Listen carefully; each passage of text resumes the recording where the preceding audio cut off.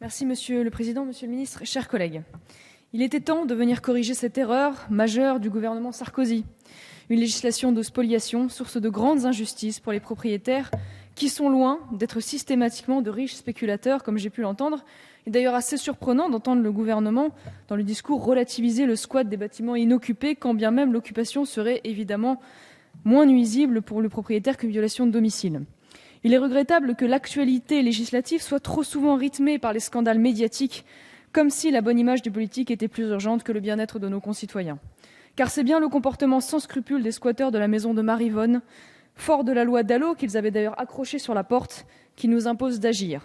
Le droit opposable au logement permet aux squatteurs de se maintenir sur les lieux, et ils ne s'en privent pas. Ils trouvent tous les bons outils sur Internet, comme le squat de A à Z, un petit guide pratique aidant à transformer une intrusion illégale chez autrui en un détournement de propriété privée, agrémenté d'ailleurs de quelques conseils.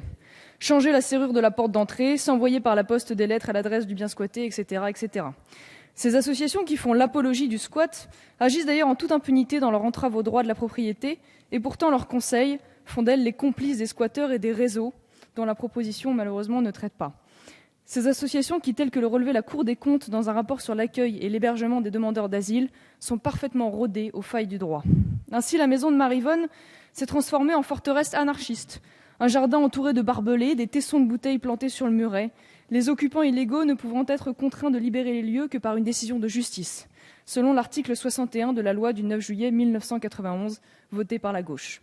Dès lors commence un marathon de 1 à 2 ans, déroutant pour un propriétaire qui subit la double peine, la privation de son bien et le paiement des charges de ce bien ainsi que des frais de justice.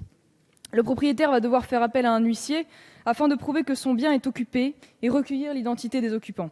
Et si le propriétaire s'aventure chez lui sans autorisation du juge, il sera l'auteur d'une infraction pénale de violation de son propre domicile privé.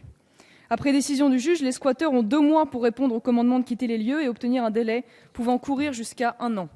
Le calvaire n'est pas fini. Si les squatteurs refusent de quitter les lieux, après le commandement, l'huissier en appelle au préfet qui a 2 mois pour répondre. Ce dernier peut refuser l'évacuation par peur de la mauvaise publicité des médias ou des troubles à l'ordre public qui pourraient se produire notamment par l'intervention d'associations au droit au logement. Ajoutez-y des familles de migrants et vous avez le cocktail explosif. Comme si cela ne suffisait pas, les occupants illégitimes pourront demeurer au chaud grâce aux dispositions relatives à la trêve hivernale. Durant tous ces mois, les squatteurs peuvent aménager l'intérieur de la propriété à leur goût. Ainsi, chez Marivonne, la bande anarchiste a repeint le salon à coups de tags insultant l'État et la police, a cassé les portes, détruit l'électroménager, laissé le sol jonché de détritus. Étant insolvable, comme l'immense majorité des occupants, c'est la pension de 499 € de Marivonne et son assurance, si le contrat le permet, qui serviront à réparer les dégâts auxquels s'ajoutent les frais de justice, les honoraires d'avocat et d'huissier. Incroyable, scandaleux, et pourtant vous trouvez encore des associations, soutenues d'ailleurs par le syndicat de la magistrature, pour venir manifester devant l'Assemblée en expliquant que cette PPL risque, je cite, de criminaliser les pauvres. Le titre de la PPL a d'ailleurs été modifié pour ne pas employer le terme squatter, qui risquerait de choquer les belles âmes. Les classes moyennes se retrouvent à payer l'échec des politiques du logement et d'immigration, car n'oublions pas que cette proposition de loi émane de la sénatrice maire de Calais, capitale française malheureusement du squat de clandestins, où 2 camps sont évacués par semaine et se réinstallent régulièrement sans mettre plus loin. L'immigration clandestine favorise la multiplication des affaires de squat. Les dossiers abondent en Seine-Saint-Denis, dans les 18e et 20e arrondissements de Paris, endroits où les concentrations de migrants sont importantes. La proposition de loi révisée en commission au Sénat a le mérite d'éclaircir l'ambiguïté de la notion de flagrant délit.